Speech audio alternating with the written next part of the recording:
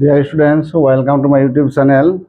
এতিয়া মই তোমালোকক অনুশীলনী 1.1 2 নম্বৰ অংকটো কৰি দিম। ইয়াত দিয়া আছে দেখুৱা যে যিকোনো যোগাত্মক অযুগ্ম অখণ্ড সংখ্যাই 6q + 1 বা 6q + 3 বা 6q + 5 আদিৰ য'ত q এটা কোনোবা অখণ্ড সংখ্যা।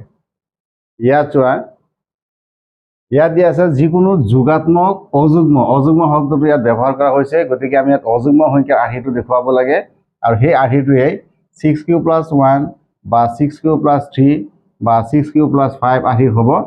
এতিয়া মই ইউক্লিডৰ যিটো আৰ্হি এই আৰ্হিটো লিখি ল'ম, অৰ্থাৎ ইউক্লিডৰ কলনবিধিটো হ'ল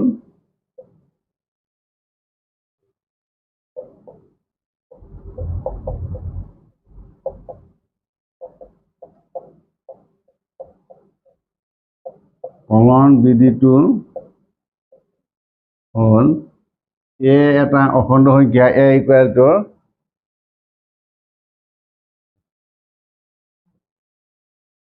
bq + r য'ত rৰ ভেলুটো হ'ব 0ৰ সমান বা 0তকৈ ডাঙৰ আৰু b মানে ভাজকতকৈ সৰু।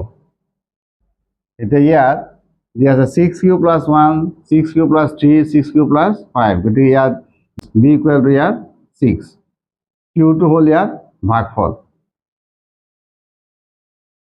এতিয়া মই লিখিব পাৰোঁ a = 6q + r য'ত rৰ ভেলুটো হ'ব 0 1 2 3 4 আৰু 5। এতিয়া r যদি 0 হয়, r = 0 হ'লে a = 6q + 0 = 6q হ'ব।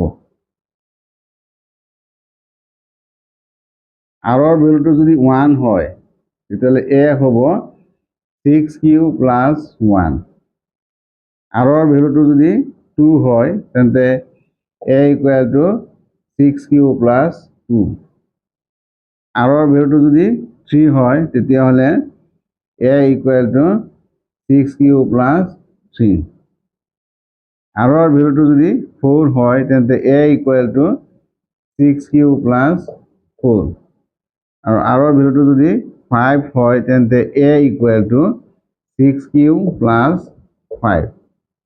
এতিয়া আমি ইয়াত দেখা পালোঁ 6qটো হ'ল যুগ্ম সংখ্যা, 6q + 2 হ'ল যুগ্ম সংখ্যা, 6q + 4 হ'ল যুগ্ম সংখ্যা, আৰু বাকী যিখিনি আছে এইখিনি হ'ল অযুগ্ম সংখ্যা। অৰ্থাৎ যিকোনো যোগাত্মক অযুগ্ম অখণ্ড সংখ্যাৰ আৰ্হিটো হ'ব